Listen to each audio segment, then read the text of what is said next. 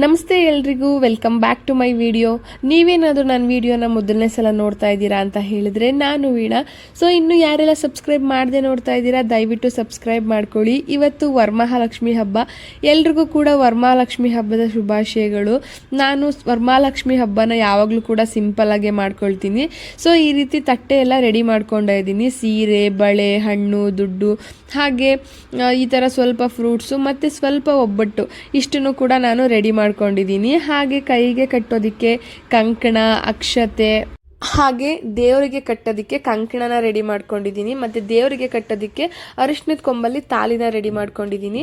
ಮತ್ತು ಇಲ್ಲಿ ಬಂದವ್ರಿಗೆ ಕೊಡೋದಕ್ಕೆ ಅಂತ ಹೇಳಿ ಎಲೆ, ಅಡಿಕೆ, ಬಳೆ ಮತ್ತು ಹಣ್ಣು, ಅರಿಶಿನದ ಕುಂಕುಮನ ಎತ್ತಿಟ್ಕೊಂಡಿದ್ದೀನಿ. ಹಾಗೆ ನಾನು ದೇವ್ರಿಗೆ 5 ದೀಪನ ಹಚ್ಕೊಳ್ತೀನಿ. ಒಂದು ದೊಡ್ಡ ದೀಪನ ತೊಗೊಂಡಿದ್ದೀನಿ. ಯಾಕಂತ ಹೇಳಿದ್ರೆ ಇಡೀ ದಿನ ಮನೆಯಲ್ಲಿ ಒಂದು ದೀಪ ಉರಿತಾ ಇದ್ರೆ ನಮಗೂ ಕೂಡ ಹಬ್ಬದ ಫೀಲ್ ಬರುತ್ತೆ.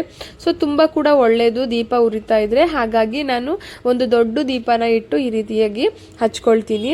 ಸೊ ಅದಾಗಿದ್ದಾದ್ಮೇಲೆ ಪೂಜೆ ಎಲ್ಲ ರೆಡಿ ಮಾಡಿಕೊಂಡು ಮನೆಯವರೆಲ್ಲ ಸೇರಿಕೊಂಡು ನಾವು ಸಿಂಪಲ್ ಆಗಿ ಪೂಜೆನ ಮಾಡ್ಕೊಂಡ್ವಿ. ನಾನು ಯಾವಾಗಲೂ ಕೂಡ ಇದೇ ರೀತಿ ಸಿಂಪಲ್ ಆಗೇನೆ ಪೂಜೆನ ಮಾಡ್ಕೊಳ್ತೀನಿ.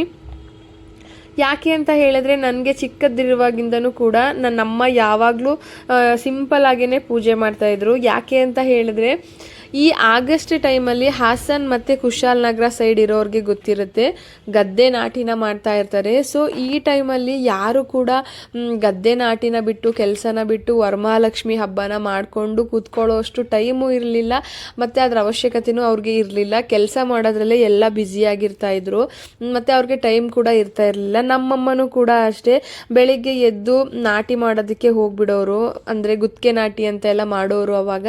ಸೊ ಗುತ್ತಿಗೆ ನಾಟಿ ಮಾಡೋದಕ್ಕೆ ನಮ್ಮಮ್ಮ ಎದ್ದೋಗ್ಬಿಡೋರು. ನಮ್ಮಮ್ಮಂಗೆ ಅದು ಅವಶ್ಯಕತೆ ಇತ್ತು. ನಮ್ಮಮ್ಮ ಕೆಲಸ ಮಾಡಿರೋದಷ್ಟೇ ನೋಡಿರೋದು, ನಾನು ಪೂಜೆ ಮಾಡಿರೋದೆಲ್ಲ ನೋಡೇ ಇಲ್ಲ. ಯಾಕೆ ಅಂತ ಹೇಳಿದ್ರೆ ಅದು ನಮ್ಮ ಅಮ್ಮಂಗೆ ತುಂಬಾ ಅವಶ್ಯಕತೆ ಇತ್ತು ಕೆಲಸ ಮಾಡೋದು. ಸೊ ಹಾಗಾಗಿ ಬೆಳಗ್ಗೆ ಎದ್ದು ಬೇಗನೆ ಕೆಲಸಕ್ಕೆ ಹೋಗ್ಬಿಡೋರು. ಈ ರೀತಿ ಪೂಜೆ ಎಲ್ಲ ಮಾಡೋದಕ್ಕೆ ಅವ್ರಿಗೆ ಟೈಮ್ ಕೂಡ ಇರ್ತಾ ಇರಲಿಲ್ಲ. ಆದರೆ ಸಂಜೆ ಬಂದು ಸ್ನಾನ ಮಾಡಿ ದೀಪ ಹಚ್ಚಿ ನಾರ್ಮಲಾಗಿ ನಮ್ಮನೆ ಯಾವುದೇ ಹಬ್ಬ ಮಾಡಿದ್ರು ಕೂಡ ನಮ್ಮಮ್ಮ ಉಪ್ಪಿಟ್ಟು ಕೇಸರಿ ಬಾತೆ ಮಾಡ್ತಾ ಇದ್ದಿದ್ದು. ಬಂದು ಪೂಜೆ ಮಾಡಿ, ಆದರೂ ಕೆಲಸ ಮುಗಿಸ್ಕೊಂಡು ಬಂದು ಪೂಜೆ ಮಾಡಿ ಉಪ್ಪಿಟ್ಟು ಕೇಸರಿ ಬಾತ್ ಮಾಡ್ತಾಯಿದ್ರು.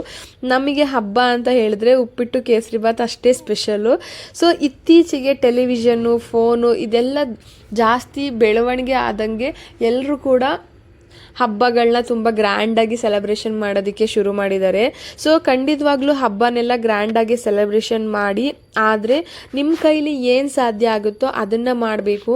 ಬೇರೆಯವ್ರನ್ನ ನೋಡಿ ಬೇರೆಯವರು ತುಂಬ ಗ್ರ್ಯಾಂಡಾಗಿ ಮಾಡಿದ್ದಾರೆ, ನಾವು ಮಾಡಿಲ್ಲ, ನಾವು ಮಾಡಬೇಕು ಅಂತ ಹೇಳಿ ಸಾಲ ಮಾಡಿ ಮಾಡೋದು, ನಮ್ಮ ಹತ್ರ ಇಲ್ಲ ಅಂದ್ರೂ ಕೂಡ ಮಾಡೋದು, ಅದನ್ನೆಲ್ಲ ಮಾಡೋದಕ್ಕೆ ಹೋಗಬೇಡಿ.